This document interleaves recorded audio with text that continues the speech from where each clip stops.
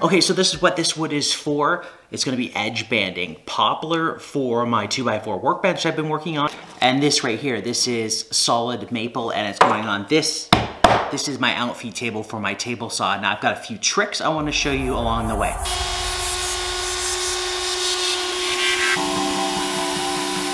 Okay, you might be thinking, why on earth did I just put a huge chamfer on a bench that I'm putting edge banding on? Watch this.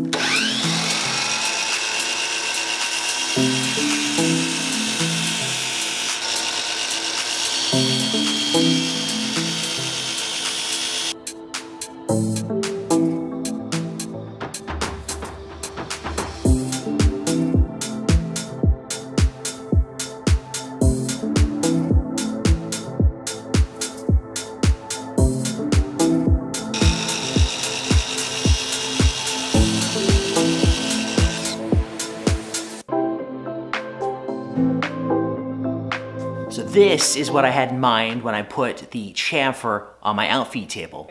This groove is perfect for a pencil, screwdriver bit, or a drill.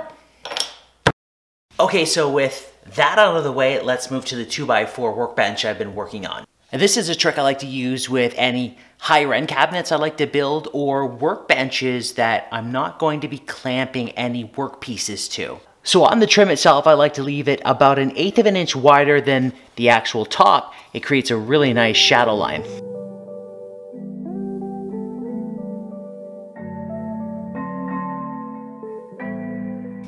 Okay, so far I've used 2 nailers on the edge banding.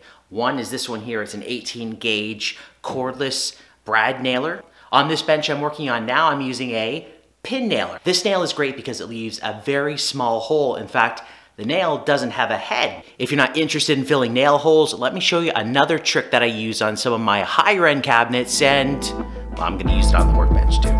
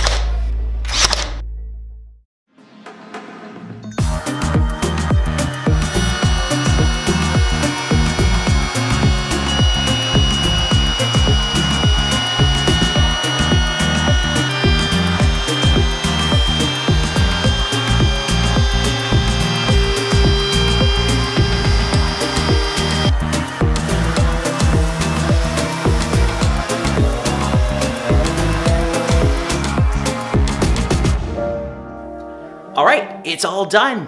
I'm super happy with it. It's going to hold my CNC once I get it put together. It holds my Festool MFT perfectly, and there's tons of drawer space too. I have all kinds of pics of the finished workbench on my Instagram page at Sloan's Woodworking. If you like this video, give it a thumbs up. If you want to see more cool workshop content, furniture builds, and more, subscribe to my channel. Thanks for watching.